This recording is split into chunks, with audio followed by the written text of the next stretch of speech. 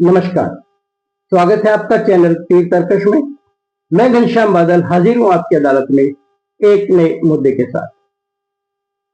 आज देश भर में एक बात पर बड़ा उबाल है। शाहरुख खान की कोलकाता राइडर्स में बांग्लादेश के क्रिकेट खिलाड़ी मुस्तफिजुर रहमान का चयन किया गया है, उन्हें खरीदा गया है 9.2 करोड़ में। और राजनीतिक प्रतिक्रियावादियों ने इस पर गहरा ऐतराज जताया है, जिसमें हिंदुओं के धार्मिक नेता भी शामिल हैं। उनका ऐतराज इस बात पर है कि जिस बांग्लादेश में हिंदुओं की सरेआम हत्या हो रही है, जो बांग्लादेश भारत पर लगातार प्रहार कर रहा है और ग्रेटर बांग्ला के नक्शे के साथ जो भारत के पूर्वोत्तर के हिस्से पर भी अपना कब्जा दिखा रहा है, तो शाहरुख खान ने उस देश के खिलाड़ी को अपनी टीम में शामिल क्यों किया? इसके लिए शाहरुख खान पर लगातार बयान जारी हो रहे हैं, उन पर वार किया जा रहा है। बात तो देखें, बहुत सरल सी है। आईपीएल में कितने ही विदेशी खिलाड़ियों का चयन किया जाता है, लेकिन मुस्तफिजुर रहमान के चयन के साथ बांग्लादेश एक बार फिर लाइमलाइट में आ गया है। तो आइए आज की इस कड़ी में हम बात करते हैं बांग्लादेश के घटनाक्रम की, और ऐसे बयान क्यों सामने आए उन पर भी हम बात करेंगे। यदि बांग्लादेश के वर्तमान घटनाक्रम पर निगाह डालें तो बांग्लादेश उबलता हुआ, जलता हुआ और लोकतंत्र से भटकता हुआ नजर आ रहा है।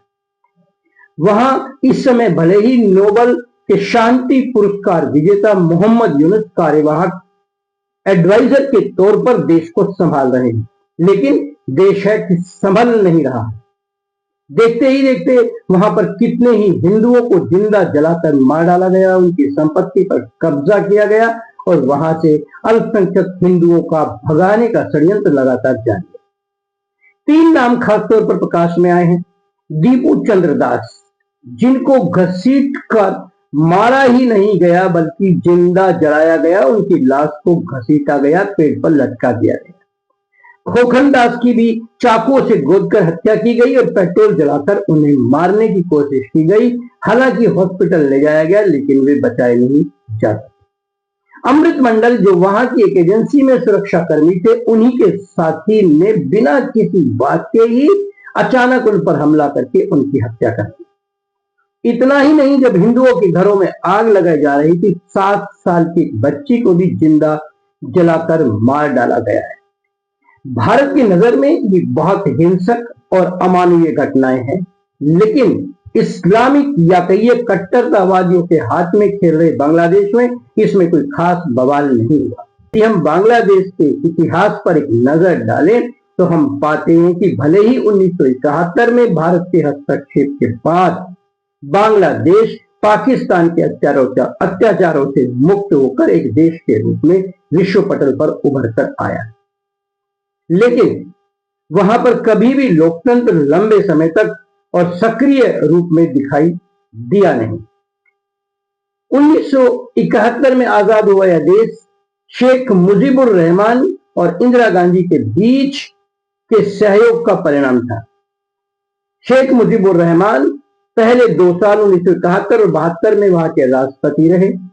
राष्ट्रपिता भी बांग्लादेश के लिए कहे गए और उसके बाद वे वहां के प्रधानमंत्री बन गए, लेकिन 1975 में उनकी सपरिवार हत्या कर दी गई, यानी लोकतंत्र का गला घोट दिया गया। शेख मुजीबुर रहमान की केवल 2 पुत्रियां बच पाई। खोंडकर मुश्ताक के रूप में जो न्यायमूर्ति रहे थे वहां के, एक अल्पकालीन सरकार का गठन किया गया, लेकिन बहुत जल्द ही खोंडकर मुश्ताक की सरकार का भी तख्ता पलट हो गया और मेजर जनरल जिया उर रहमान 1977 में वहां के राष्ट्रपति बन गए। 1981 तक उन्होंने वहां पर शासन किया और उसके बाद एक सैन्य विद्रोह में जब वे चटगांव के दौरे पर थे, उनकी भी हत्या कर दी गई। यानी जैसा आप करते हैं वो चीज आपके रास्ते में पलटकर जरूर आती है। हिस्ट्री रिपीट्स इटसेल्फ, इतिहास खुद को दोहराता है। अब्दुल सत्तार और दूसरे अल्पकालीन शासकों के बीच बांग्लादेश खिसक खिसक करके चलता रहा। लेकिन उसके बाद सत्ता पर कब्जा हुआ लेफ्टिनेंट इरशाद का। 82 से 1990 तक वहां के शासक रहे। सत्ता पर कब्जा रखने के लिए उन्होंने वहां पर कट्टर इस्लामिक नेताओं का पूरा इस्तेमाल किया और 1988 में इरशाद ने बांग्लादेश को इस्लामिक स्टेट घोषित कर दिया। मंशा साफ थी कि इस्लाम के नाम पर उनकी सत्ता जो की तो बनी रहे, लेकिन ऐसा हुआ नहीं। उनके खिलाफ इस तरीके का वातावरण बनता चला गया कि 1990 में उनके खिलाफ एक बड़ा जन आंदोलन खड़ा कर दिया गया और आखिरकार उन्हें भी सत्ता से हटना पड़ा। उनके बाद शहाबुद्दीन अहमद को वहां का कार्यवाहक एडवाइजर या कहिए कार्यवाहक राष्ट्रपति बनाया गया। उन्होंने अपनी देखरेख में चुनाव कराए।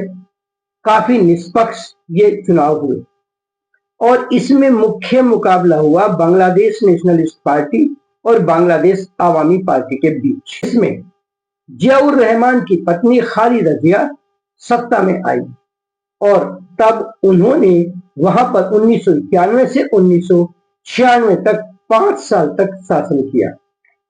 खालिदा जिया का रुख भारत के लिए अच्छा नहीं माना जा रहा था। खैर, एक बार फिर से चुनाव हुए।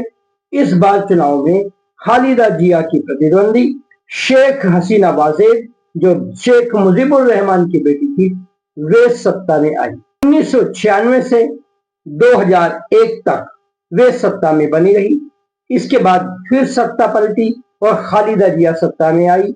2001 से 2006 तक वे सत्ता में रही, लेकिन उसके बाद शेख हसीना ने जबरदस्त वापसी की और 2009 से 2024 तक थोड़ी उथल पुथल के बीच वे बांग्लादेश की राजनीति पर हावी रही, काबिज रही। वहां की प्रधानमंत्री भी वे बनी रही। इस दौरान शेख हसीना ने सीखा कि पड़ोसियों से अच्छे संबंध जरूरी हैं। उन्होंने कट्टर इस्लामवाद को कभी प्रश्रय नहीं दिया, बल्कि सेकुलरिज्म के आधार पर वे सत्ता में बनी रही। भारत का उन्होंने खुलकर समर्थन किया, भारत ने भी उनको समर्थन दिया। बाद के शासनकाल में उनके देश में महंगाई, भ्रष्टाचार और बेरोजगारी जैसे मुद्दे खुलकर के सामने आए। कट्टरतावादी तत्व उनके खिलाफ खड़े हो गए और एक छात्र आंदोलन इतना उग्र और इस प्रकार से प्रभावी हो गया कि अगस्त 2024 में उन्हें प्रधानमंत्री पद से इस्तीफा देना पड़ा। उनको भारत में शरण लेनी पड़ी। जन जी जैसा ही आंदोलन कहा जा सकता है। इसके बाद ऐसा आंदोलन नेपाल में भी हुआ, वहां पर भी सरकार पलट दी गई। ये खास पैटर्न सीरिया में भी इस प्रकार की कोशिश हुई। इस तरीके का खास पैटर्न दक्षिण एशिया में देखने को मिलता है, तो इसके कुछ बड़े मायने तो जरूर है। खैर, शेख हसीना की सरकार के पतन के बाद मोहम्मद यूनुस ने वहां का विशेष एडवाइजर यानी सलाहकार नियुक्त किया गया और कहा गया कि आप लोकतंत्र की वापसी के लिए रास्ता बनाएंगे। मोहम्मद यूनुस अपने काम में जुटे भी और तारीख तय कर दी गई 2026 का मार्च का महीना। लेकिन जैसे जैसे मोहम्मद यूनुस सत्ता के आनंद में डूबते चले गए, उनका वरद हस्त एक बार फिर से कट्टर इस्लामी तत्वों के ऊपर दिखाई देने लगा। भारत की वे खिलाफत करने लगे। पाकिस्तान और चीन के साथ उनके संबंध सुधारने की मंशा साफ थी, एक ऐसा त्रिगुट तैयार करना जिसके ऊपर भारत का प्रभाव नहीं है। कट्टरतावादियों को उनका ये रुख रास आ रहा था, इसलिए मोहम्मद यूनुस की इच्छा ये बनी कि किसी भी तरीके से शेख हसीना वापस सत्ता में नहीं आ पाए। इसलिए उनकी बांग्लादेश आवामी पार्टी को चुनावों की दौड़ से बाहर कर दिया गया। उधर खालिदा जिया की भी तबीयत नासाज रही, यानी वे बीमार रहने लगी और 80 साल की उम्र में 28 दिसंबर 2025 को उनका इंतकाल हो गया। हालांकि खालिदा जिया मोहम्मद यूनुस की सरकार से संतुष्ट नहीं थी, लेकिन शायद इस बात से खुश हुई थी कि उनकी प्रबल प्रतिद्वंदी वहां पर अब नहीं रही है। लेकिन जमाते इस्लामी कट्टरतावादी इस्लामी पार्टी के नाम पर लगातार हावी होती भी दिखाई दी। खैर, खालिदा जिया की मृत्यु के बाद उनके बेटे तारिक रहमान लंदन से वापस लौटे हैं और वे कोशिश कर रहे हैं बांग्लादेश के राजनीति में एक बार फिर से केंद्र बिंदु बनने का। यहाँ पर मुख्य प्रश्न ये उठता है कि बांग्लादेश के हालात इतने गंभीर और इतने उग्र क्यों होते जा रहे हैं? क्यों वहां लगातार हिंदुओं पर हमले हो रहे हैं? दीपू चंद्र दास का केस हो या केशव खोकन चंद्र दास का या फिर अमृत मंडल का या 7 साल की बच्ची का, वहां की अगर हम डेमोग्राफी पर, वहां की जनसंख्यिकी पर एक नजर डालें तो हम देखते हैं कि जिस समय बांग्लादेश का निर्माण हुआ यानी 1971 में, वहां पर हिंदुओं की संख्या थी 22%। 1974 में जनगणना हुई, उसमें हिंदू दर्ज किए गए 13.5%। लेकिन अब अगर आंकड़ों पर निगाह डालते हैं, वहां पर हिंदुओं की संख्या रह गई है केवल 7.9%। उनका अस्तित्व, उनका जीवन, उनका व्यापार, सब कुछ आज खतरे में है।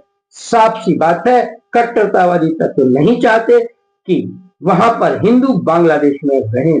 बिल्कुल पाकिस्तान जैसा ही हालात वहां पर बन रहा है। पाकिस्तान के बारे में भी आपको पता होना चाहिए कि वहां पर आजादी के समय 15% हिंदू थे, लेकिन आज हिंदुओं की तादाद वहां पर केवल 2%, बल्कि उससे भी कुछ कम रह गई है। यहाँ पर यदि गहन दृष्टि के साथ देखा जाए तो साफ पता चलता है कि कम से कम इन दोनों देशों से हिंदुओं को भगाने की कोई योजना वहां पर कुछ तत्वों ने की हुई है। यानी वे वहां की डेमोग्राफी को, वहां की जनसांख्यिकी को बदलना चाहते हैं। यह भी तय है, यदि बांग्लादेश, पाकिस्तान, श्रीलंका, मलेशिया या इंडोनेशिया, जहां पर हिंदू काफी संख्या में है, वहां से हिंदू यदि पलायन करते हैं तो उनकी शरण स्थली केवल और केवल भारत हो सकती है। यानी यदि ऐसा होता है तो फिर उन देशों से हिंदुओं की संख्या ना के बराबर रह जाएगी, परंतु ये घुसपैठिए के तौर पर या शरणार्थियों के रूप में भारत में आएंगे तो भारत के लिए समस्याएं भी खड़ी होंगी। और साथ ही साथ भारत के जो विपक्ष के नेता हैं या कट्टरतावादी तत्व हैं, वे हिंदूवादी राजनीति पर प्रहार करने के लिए इस आंकड़े का उपयोग करेंगे। वे खुलेआम फिर अधिक तार्किक आंकड़ों के साथ ये आरोप लगाने में कामयाब हो जाएंगे कि भारत में आनुपातिक रूप से मुसलमानों का प्रतिशत गिर रहा है। आप समझ गए होंगे कि क्योंकि इन हालातों में होगा ये कि यहाँ पर आए हुए शरणार्थी हिंदू बढ़ जाएंगे, उस अनुपात के हिसाब से मुसलमानों का प्रतिशत कम नजर आएगा।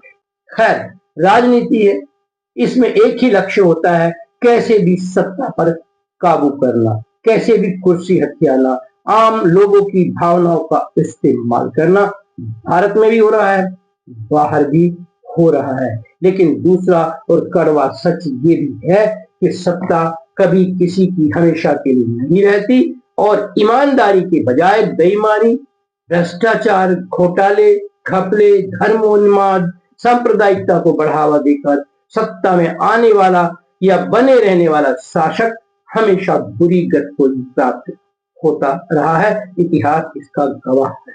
उम्मीद करते हैं बांग्लादेश सही पटरी पर लौटेगा और मोहम्मद यूनुस, जिनकी नीयत पर इस समय, जिनकी नीति पर इस समय शक किया जा रहा है, वे बेदाग निकलेंगे और बांग्लादेश को, जैसा कि उन्होंने वायदा किया है, लोकतंत्र की पटरी पर लाकर के एक खुशहाल देश के रूप में उसकी इमेज बनाने की पूरी कोशिश करेंगे। आज बस इतना ही। होती है मुलाकात एक नए मुद्दे के साथ। तब तक देखते रहिए चैनल तीर तरकश।